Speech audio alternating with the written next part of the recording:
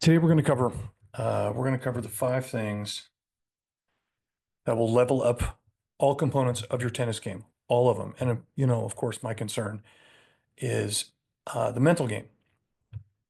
So these are controversial, and I can assure you that a lot of people in the tennis world are not going to like this.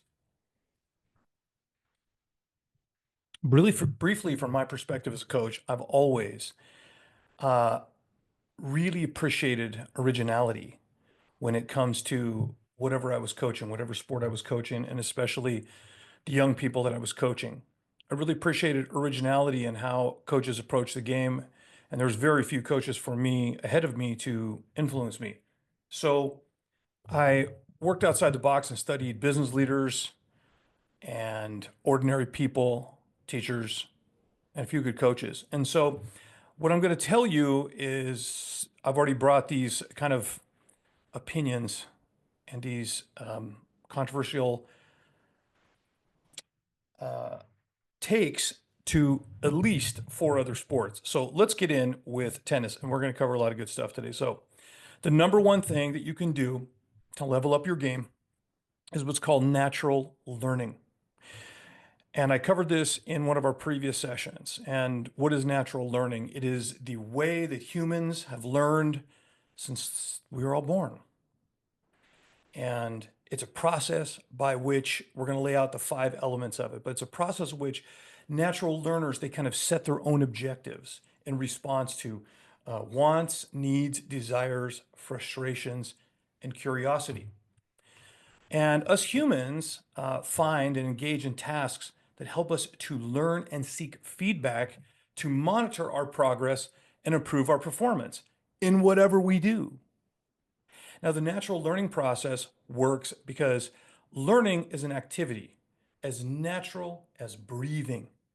So, I'd like you to cover the five steps of what we consider natural learning. The first one is observation. Observation is something that we all cultivate the minute we show up on this planet. The second thing is mental imagery or imagination, home of our subconscious mind. The third element in natural learning is imitation. And the fourth element is, of course, trial and error. And the fifth element, the last thing, is practice and repetition. And that leads us to mastery of the skill. And so, briefly, I'd like to just remind you of what natural learning is. Those are the five elements. We all do them. And so, any deviation from that is going to be naturally loaded with perspectives and emotions and context. So, when we were a little baby, if you are a parent, then you remember when your children were learning to walk. If you were a young person, you of course don't remember this, but your parents can verify how it went. Every time you tried to walk, you fell down when you first started. And did you give any consideration to quitting? No. Did you give any consideration to, I just can't walk? I must not be very good at this? No, because you didn't have the critical faculty to do that yet, which is that filter that forms between our conscious and subconscious mind to give us perceptions. Okay. And what did your parents do? Well, parents, you can remember. Did you criticize your children? Did you give them verbal instructions on how to move in order to walk better? No. You just sat there and you trusted. Now, you might have been a little worried they were going to fall down and hurt themselves, but you just encouraged them, didn't you?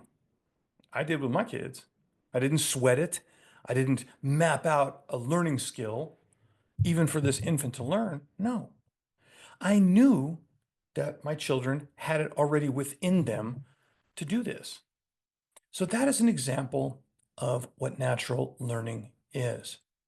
Now, I'll give you another example, and it is very, very seminal moment in a young person's life. And if you're an adult, listen to this. I'd like you to imagine, go back to the time when this was actually a thing. So we're going to talk about learning to ride a bike. Most everybody has learned how to ride a bicycle. And if you remember back in that time, maybe yourself or your children, It's a very scary proposition. But one of the reasons why it worked and you were able to conquer it was for a couple of different things. And we're going to cover the second one tonight, but we're on natural learning right now. And social learning is an important component of the natural learning process. All mammals and most animals learn from imitation, and they learn from observation, and they learn by imagining how they would do it in their own mind. And of course, then they imitate what they see parents or authorities doing, and then they practice it and practice it and practice it and practice it. So when we're learning to ride a bicycle, one of the reasons why we want to ride a bike is because we want to feel that sense of accomplishment. We want to be able to be free to navigate, and we want to grow up. We want to get older. We want to be more mature. And almost always, when we're youngsters, we see older kids who can ride their bikes, and we want to be part of that club. And this is a natural thing. This is not conditioned or anything like that. This is not genetics, it's epigenetics. It is the environment in which we are raised in. That natural curiosity, that natural desire to learn new skills. And it was an incremental process, and there was real fear involved. Now, most of the fear I deal with for athletes is fear of emotional harm, but in reality, learning how to ride a bike is fraught with potential physical harm. And it all comes together in 1 second. You pedal, pedal, pedal like crazy, and you take a massive leap of faith, and you get enough momentum because that's what inertia and gravity tell us we've got to do to break free. And we manage to balance on two wheels where a split second before we could not do that. And our brains actually engage in what's called neuroplasticity. It grows. And neurons fire, and neurons that fire together, they wire together, and it becomes a talent and a belief, and we never forget how to do it. No matter how much time we stay away from a bicycle, we never forget how to do that. And that is an example of natural learning. Now, these steps are how every human learns from the very first moment of life all the way through into the end of our lives. But most of us are not consciously aware of how and what we're doing. But that's how we do. That's how we learn. Now, let's go back to a staple in the tennis business, the tennis industry, and that is the private lesson. And I'm going to give you a controversial take today because a lot of teaching tennis pros do not like me, because I think that one-on-one instruction should be rare and infrequent. Yes, I think most of it is a massive waste of time. And I've been coaching for a long enough time in various sports, and all of those sports have individual instruction, and they're a cottage industry. And what happens in those tennis lessons, those one-on-one lessons? Okay. And what do they consist of? They consist of fault correction. First, the assumption of a defective game. I need to work on this. And then the lesson is just full of verbal instructions. Verbal instructions. Very rarely do I see a teaching tennis pro, say for the young ones, very rarely do I see them demonstrate their mastery of what they're trying to teach. They should be able to demonstrate it for a sustained period of time so the pupil can what? Observe and imitate, i.e., the natural learning process. But no, instructors, and this is in every sport, but especially in tennis, talk, talk, talk, talk, nitpick, nitpick, nitpick. And all of those fault corrections or verbal instructions are loaded, and I mean loaded with emotions and context and innuendo. Students are afraid to make mistakes. They're afraid to disappoint the coach or the parents who are paying for the lesson. They have fear of embarrassing themselves. And then they also have a fear of not understanding the instructions of the coach or whatever the course of action they're being instructed in. Because why? Each young person learns in their own way. Everybody has a different way. Some people are more dominant tactile learners. Some people are more predominantly audio learners. Some more visual, kinesthetic. You just don't know.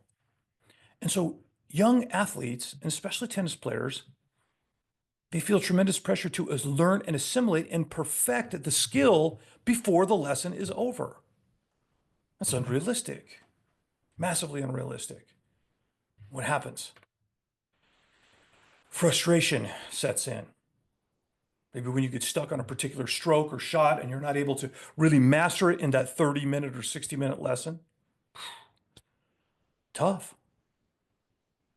Players perceive coaches' corrections as criticism and or disapproval. So I ask you, is that a good environment for learning? Is it a good environment for learning tennis? Or hell, is it a good environment for learning anything?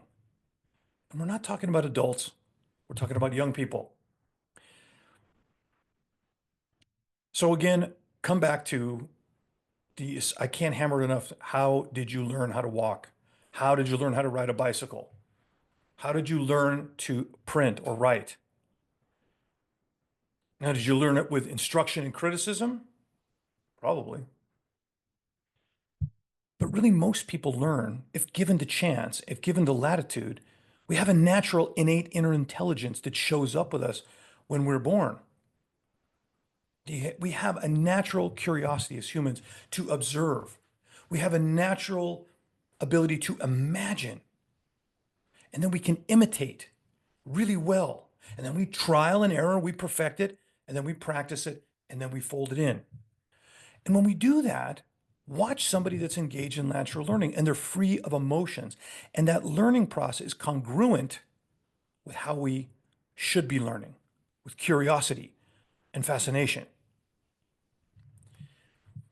So I teach all of my athletes how to watch accomplished players and how to do that in such a manner that their subconscious mind accurately absorbs the actions so that they can duplicate it, they can imitate it. You see, how we observe good players, how we observe in order to learn a skill is a secret weapon in and of itself. I mean, it's one thing just to watch. Now, some people say, I want you to watch their forehand. Well, what did that do? That actually narrows your tunnel vision and you focus on that. When really there could be many parts of the game of the superior player that your subconscious mind could assimilate into your skill stack easily and with zero conscious effort on your part. So it's a thing that I teach all my athletes, and it's what I call profitable observation. And that profitable observation includes mental imagery or mental rehearsal. And when you're able to watch a player that you really have interest in, you unfocus your eyes and you take in the whole picture. And you know that your supercomputer, your subconscious mind, is working at top speed, and you just let it do its thing. And you're going to have direct but passive access to the greatest goal achieving device known to man, your subconscious mind. But we have to learn how to observe. It's a skill like anything else. And so many of these mental skills are never coached or even recognized by anybody in authority in tennis that has anything to do with the instruction or the shaping of young players. So that's what I'm here for. All right. So once we have that down, let's talk about the number two on my list of necessary skills in order to level up your tennis game. And it's uniquely packaged with number one. And that is that funny thing called mental rehearsal. Now, you might know that. Younger people won't because I don't think they even know the word anymore. But us old people used to call that daydreaming. Yeah, daydreaming. So if you're not playing your matches in your imagination before you even take the court, then you're cheating yourself at a massive, massive advantage. Why? When you rehearse a match in your mind, you're in control. You can choose to win or lose every point or any point. You can choose to smoke that first serve in all of the time. You choose. You are the author of the story.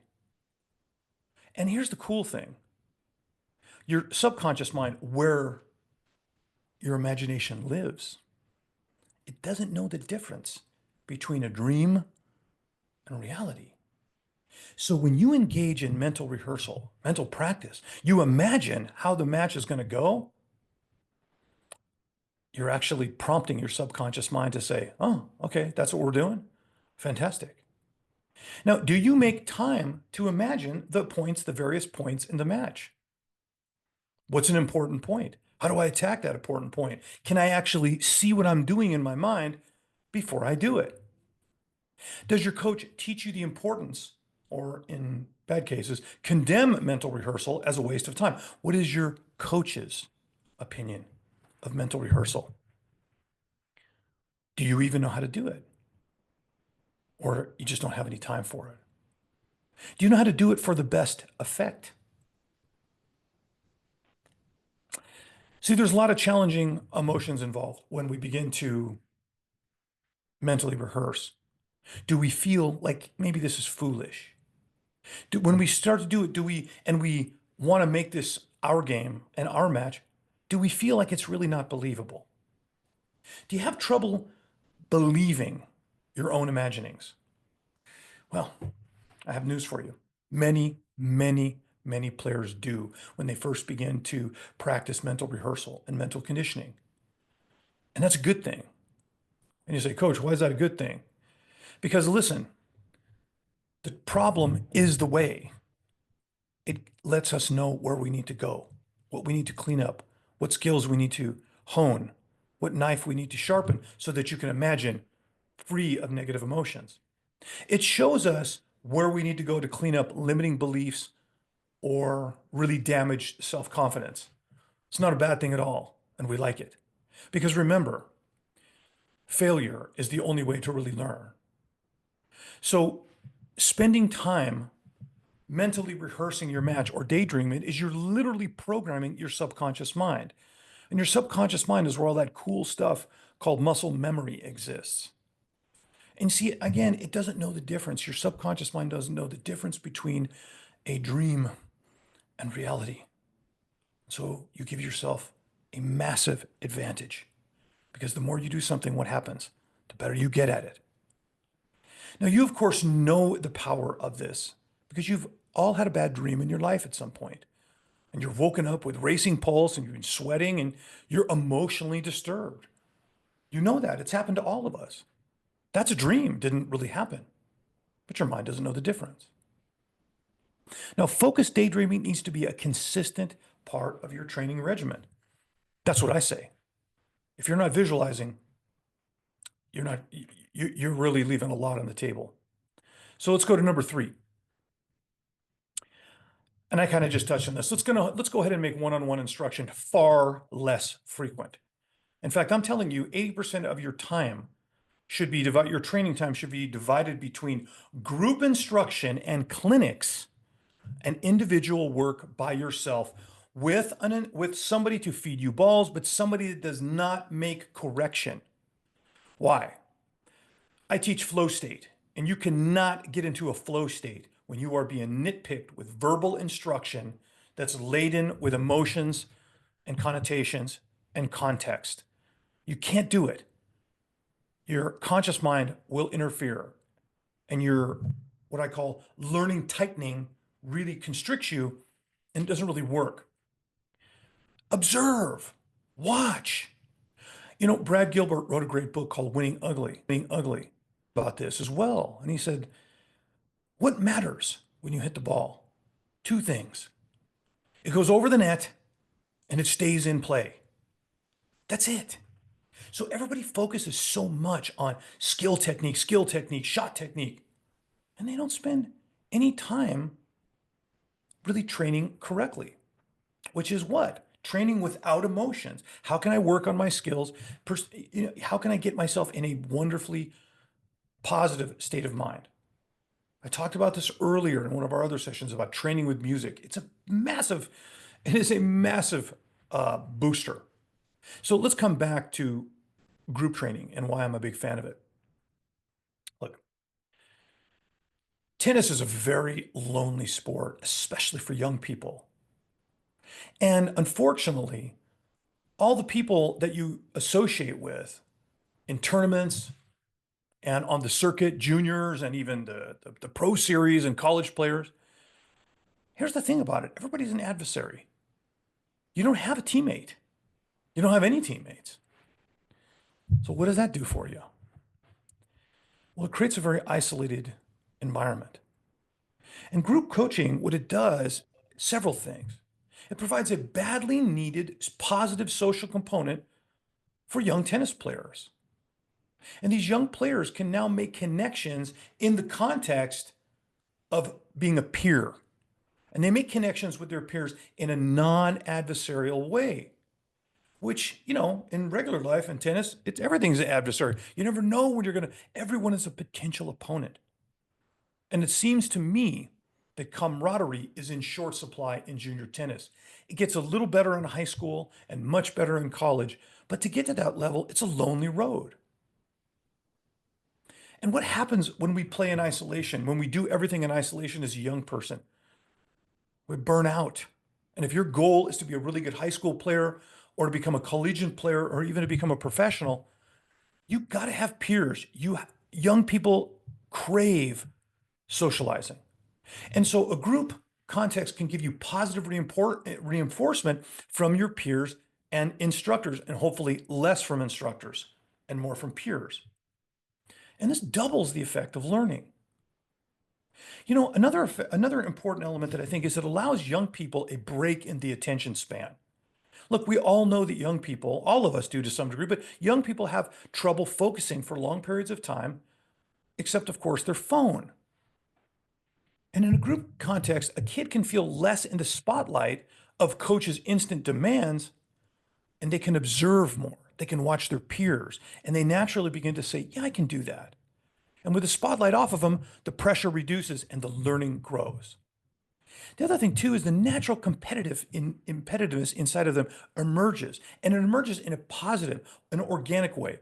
Of course, assuming the instructor knows how to run a proper camp or clinic. And you pick and you have this socialization and you have this energy. And again, there's far less pressure on a kid to learn a skill immediately because in a one-on-one lesson, we got to work this, we got to get it done. And the instructors will not let you really wrap up until it's done. Tremendous pressure.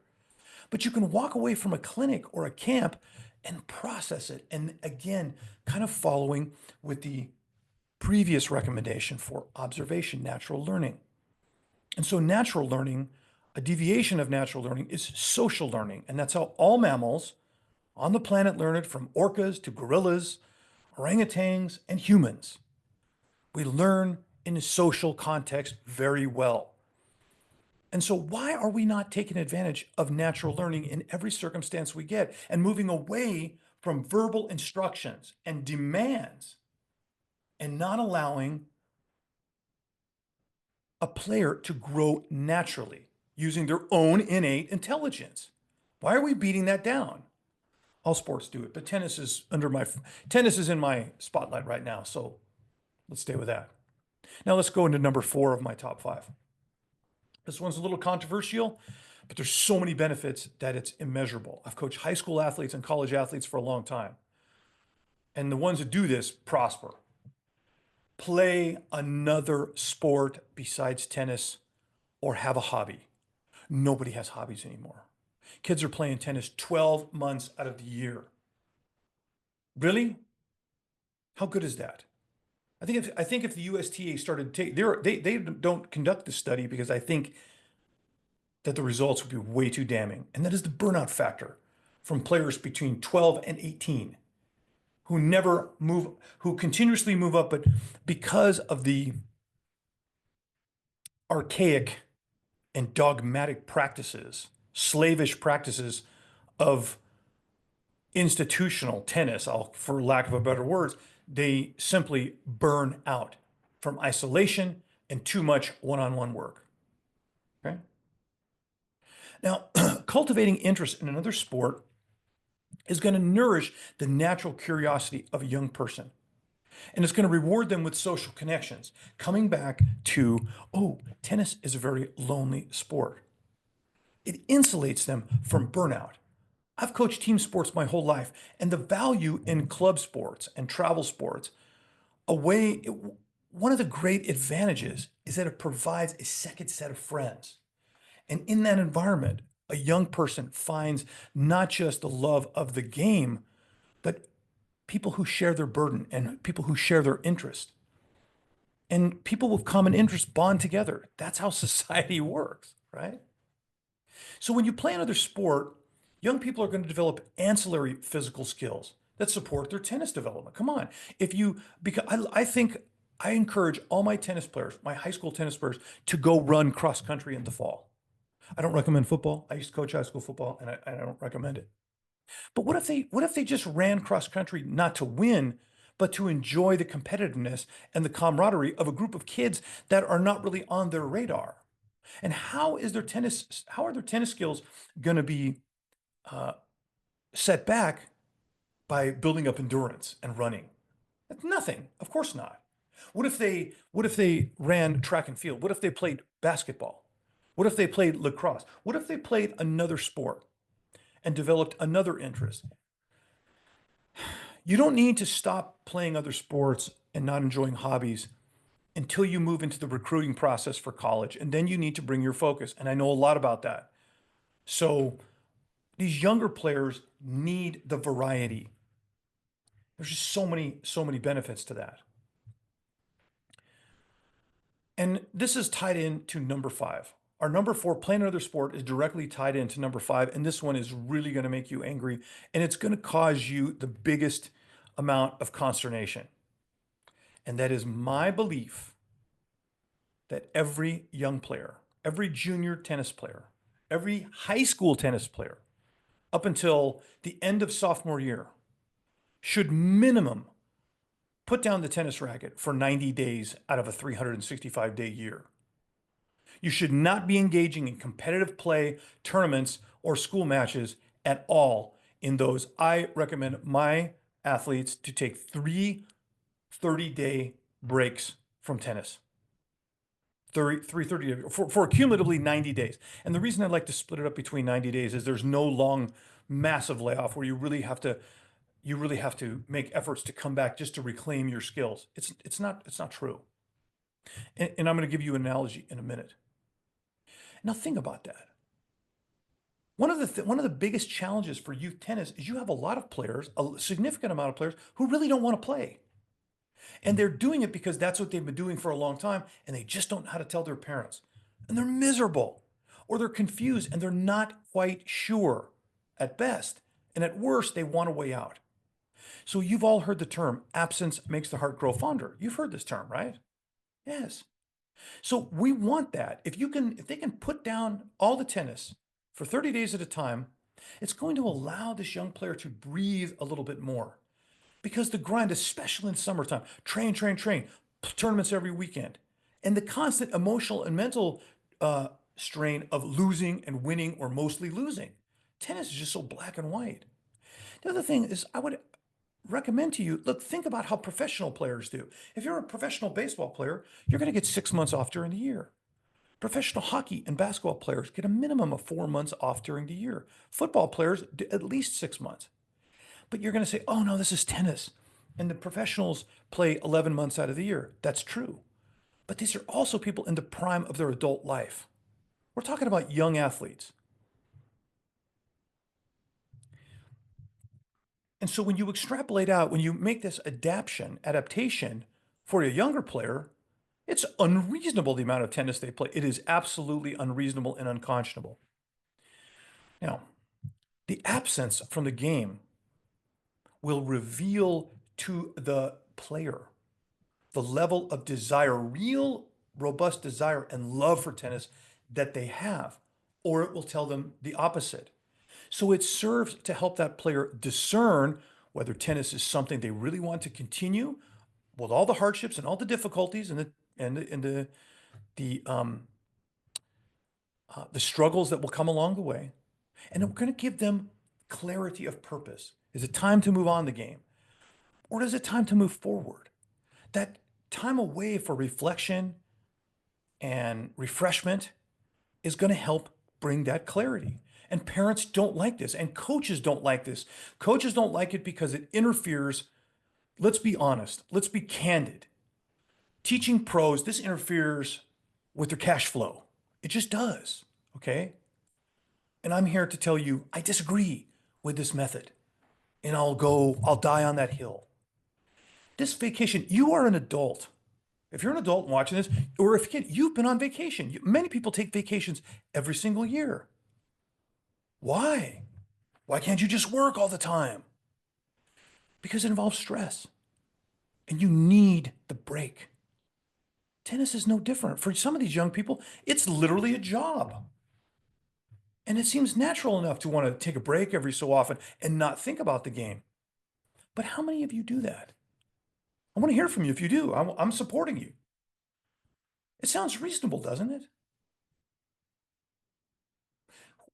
Who, who drives constant match play? Who drives this? Coaches, tournament directors, parents, supporters, all of them. Every sport is the same. Junior tennis and high school tennis and aspiring collegiate recruiting eligible players are the same in every sport. Cottage industry springs up because everybody wants a piece of the pie and nobody is willing to say, you know what? Let's shut it down for a while for the good of this young person. No, they don't, because tournaments flourish every weekend. You pay for those tournaments. Some of you are taking 3 lessons a week in crunch time. Strongly disagree. You can do more for yourself by spending specific, dedicated time leading up to a competition, by daydreaming and having actually segmented and structured imagination sessions that you can from hurry, hurry, lesson, lesson, trying to squeeze as much in as possible. And we all know that doesn't work. When you study for a test, the harder you push it in, the harder it is going to be to take it out. And we covered this in previous sessions about the natural learning, relaxed concentration. That's what we do. Look at it from the young person's perspective, really, really, and be candid and be honest. And it might even, what I'm telling you is going to sting a little bit, but it's the red pill you got to swallow, man, or you're going to be swallowing, because I have seen it countless times. You're going to swallow the pill of one day they just don't want to play anymore. And you have never seen it coming. It's tough. I've been through it as a parent. I've been through it as a coach, measurable amount of times. And finally, the last thing I want to say about this is, look, I'm going to give you the metaphor for bodybuilding. If you know anything about bodybuilding, bodybuilding is a very super rigorous, and whatever your opinions on it, are your opinions on it, but bodybuilders cycle, okay? And they've learned to build maximum muscle that you need short, intensive bursts, and then you need time for what? Recovery.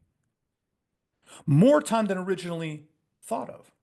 So why do people do 3 sets of 12 at the gym? You know why? Because Arnold Schwarzenegger told him in the early 1970s. There was no exercise physiologist or exercise scientist. Arnold Schwarzenegger was the leading man in bodybuilding, and he just made it up because that's what he did. And he'll even tell you that to this day. And it became the dogma of bodybuilding. Train 2 times a day, 6 days a week.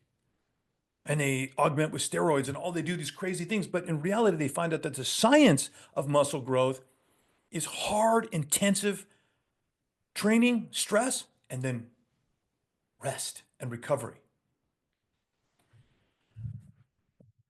So I think it's quite clear that's kind of how the humans work. We work better that way. Now, I'm going to tie this all in together because all of these 5 elements of leveling up, they're deeply connected to your inner skill stack. If I can't keep you interested in the game, you're not going to be able to grow your mental game. If a young person is not curious and feeling good about themselves within themselves as they acquire skills in the best way possible, which is to say, what is the best way possible? The way that's easiest for them, the path of least resistance. And I know in this game there's difficulties. And I know that as a coach for 30 years, sometimes you got to push through these hard times. But the reality is nobody in the world takes the hard path when you can get the same or better information by taking an easier path. Now, all 5 of these practices are going to bolster your mental and emotional skills. They just are, because they support it. And if you do these things, you're going to say to yourself, you're going to say to everyone around you, I'm putting a premium on thinking outside the box. And what we're doing here, you're taking your time to listen to me, is that's all of what I'm about. Stepping outside the box to train how you think and how you feel about tennis. So what? You can be your best player. The stuff that I'm covering here in this series is basic. It is excellent and it's basic. And if you can master these skills, which is to say, you can learn how to instantly, even a 12-year-old can get into flow state. And if you can learn how to do that, guess what? Now you're going to be able to think to the next level. The next level of mental performance is on the court in the middle of a match. Do you have the presence of mind to be able to study your opponent? Do you have the presence of mind to be able to scout them correctly without, oh my gosh, I should beat this guy for sure, or oh, I don't think I can beat him. This is done all the time. Even players that I work with have this prejudice, right? So you say, okay, if you're on the court and you really want to be a high level player, you need to be able to identify in match weaknesses and tendencies so that you can exploit them. And you can't do that if you don't have your own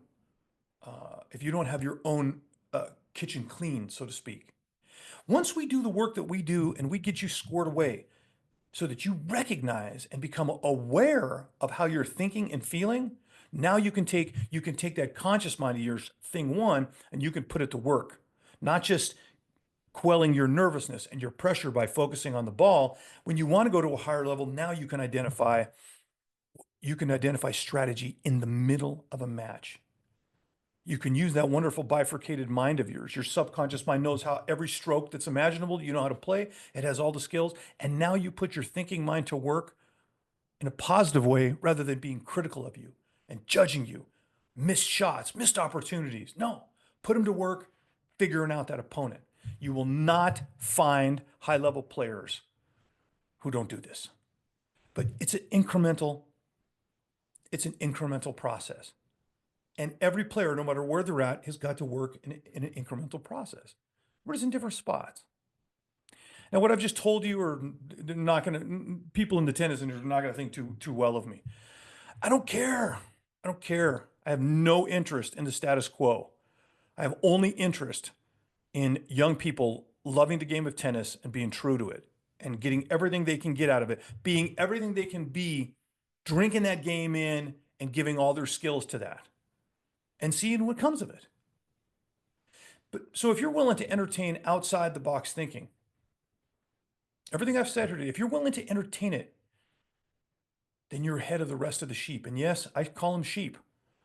Parents and coaches and tournament directors, they create a sheep and sheepdog mentality. Follow the leader. If you told somebody and you were if you were a player that engaged in like a good juniors player, and you say, I'm not working with a coach right now. I don't take one-on-one lessons. If you're a baseball player, no coach would take you on their team.